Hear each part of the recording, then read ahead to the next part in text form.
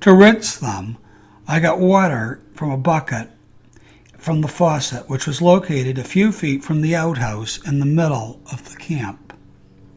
Luckily, I did not have to wait in line too long. Only one woman with 2 buckets was ahead of me. Once she finished, I filled my bucket and carried it back to our tent. I poured the water in the diaper bucket and rinsed the diapers with my right hand, while I held my nose with my left. Mama then heated water in a pot and poured it into another tub, washed the diapers on a washboard, and hung them out to dry outside on a clothesline Papa had made. Mama bathed Torito in cold water several times a day, trying to bring his fever down, but it did not do any good. In the evening, we prayed for him in front of a faded picture of the Virgin de Guadalupe, which was tied with string around the canvas wall above the mattress. One night while we were praying, Torito got worse. He stiffened and clenched his arms and legs, and his eyes rolled back. Saliva dribbled from both sides of his mouth. His lips turned purple. He stopped breathing. Thinking he was dead, I started to cry hysterically. Mama and Roberto did too. Trumpita got scared and began to whimper. Papa tried to pry open Torito's mouth, but could not. His jaws were locked. Mama picked him up from the box and held him tightly against her chest. "Please, God, do not take him away. Please," Mama repeated over and over. And slowly he began to breathe. His arms and legs relaxed. I could see the brown color of his eyes again. We all sighed with relief, wiping our tears back of our hands and crying and laughing at the same time. No one slept well that night. Torito woke up crying several times. The next morning, Mama's eyes were puffy and red. She took a lot longer than usual to make the tortillas and lunches. After Papa left for work and Roberto and I washed the dishes, Mama kept her eyes glued on Torito. She gave him water and tried to nurse him, but she was not producing enough milk, so she prepared a bottle. By the afternoon, she could hardly keep her head up. Roberto and I convinced her to take a nap while we took care of Torito. Mama had trouble falling asleep. When she finally did, Torito started crying. She jumped out of bed, picked him up in his arms, and rocked him, trying to calm her. Once he quieted down, she asked Roberto and me to clean the beans for supper. "That's all we'll have tonight," she said apologetically. "Frijoles de la olla. I hope the workers won't mind." "They won't," I responded, placing the bean pot on the kerosene stove. That evening, after supper, Mama had Torito on the mattress to change him. When she pulled the front of his soiled diaper and saw blood, she screamed at Papa. "Viejo, he is getting worse. Look, there's blood in his stool." Papa rushed over and knelt on the mattress next to Torito, who started to scream. He felt Torito's forehead and stomach.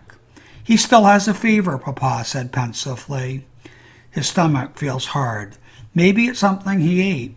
If he doesn't get better soon, we'll have to take him to the hospital." "But we don't have any money," Mama responded, sobbing and looking sadly at Torito. "We'll borrow or something," Papa said, putting his right arm around Mama's shoulder. Papa was about to continue when Doña Maria, our next-door neighbor, interrupted him. "Can I come in?" she asked, poking her head in the entrance to our tent. Doña Maria was known in Tent City as La Cuaderna because she had a gift for curing people using different herbs and chants. She was tall and slender and always wore black dresses that matched the color of her straight long hair. Her skin was ruddy and pockmarked, and her eyes were deep-set and light green. Tied around her waist was a small, tiny purple velvet bag that jingled when she walked. "Come in," Papa answered. "I've been hearing your baby cry," Doña Maria continued. "What's wrong with him?" "We don't know," Mama said. "Could it be the evil eye?" asked Doña Maria, holding the velvet bag in the palm of her left hand. "He is a very handsome child." El mal del ojo? No, I think it's his stomach. It's as hard as a rock. Feel it. Papa responded, bringing the kerosene lamp closer to Torito so she could get a better look at him. Doña Maria gently rubbed Torito's stomach with her bony right hand. As soon as she pressed down on it, he groaned and started to cry. She turned him over on his stomach and then released it. After doing this 3 times, she flipped him over on his back and asked Mama to bring her 3 eggs. She cracked the eggs on his stomach and massaged him gently with them. The eggs will draw out his sickness, she said confidently. Torito stopped crying. Mama seemed relieved, but I was not. There was something about La Cuaderna that made me nervous. Moments after Doña Maria left, just as we were getting ready for bed, Torito started moaning. Then suddenly he stopped. There was dead silence. We all looked at each other and rushed to his side.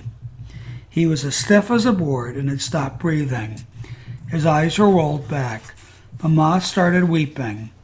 Like Roberto and Trumpita, I cried too. I felt very scared. Perhaps Doña Maria made him worse, I thought. Papa quickly picked up Torito, wrapped him in a blanket, and yelled, "Vieja, vámonos al hospital!" He and Mama ran out and took off for the Cucaracha. Roberto, Trumpita, and I stood there crying. I thought I would never see Torito again. Frightened and confused, I walked outside. It was pitch black and quiet. I went over behind our tent, knelt behind the rocky ground, and prayed for Torito for a very long time until my parents returned. As soon as I felt like her La Cucaracha, I got up from my knees and ran to the front of the tent to greet them. When I saw Mama and Papa without Torito, I panicked. "Is he dead?" I cried out. "No, Panchito, calm down," Papa answered. "We left him at the hospital." "Is he going to die?" I stammered. No, he isn't," Mama snapped. "God won't let him. You'll see," she added in a harsh tone. Her face was flushed and her dark eyes were full of tears. I was surprised and perplexed. Why would she be angry with me? That night I had trouble sleeping, thinking about Torito, Mama. Papa did not sleep well either. I heard Mama sobbing every time I woke up and saw Papa smoking one cigarette after another. Early the next morning, Mama said she was going to drive Papa to work. I thought it was strange because Papa always took the car to pick strawberries. Besides, it was only 5:30. Papa did not have to be to work until 7, and it only took a few minutes to get there. "I'll be right back," Mama said, looking at Roberto and me. "Be sure to take care of Trumpito." I followed my parents to the car, and as Mama was about to get in it, I asked, "Can we go see Torito when you get back?" Mama closed the door without answering and sped off.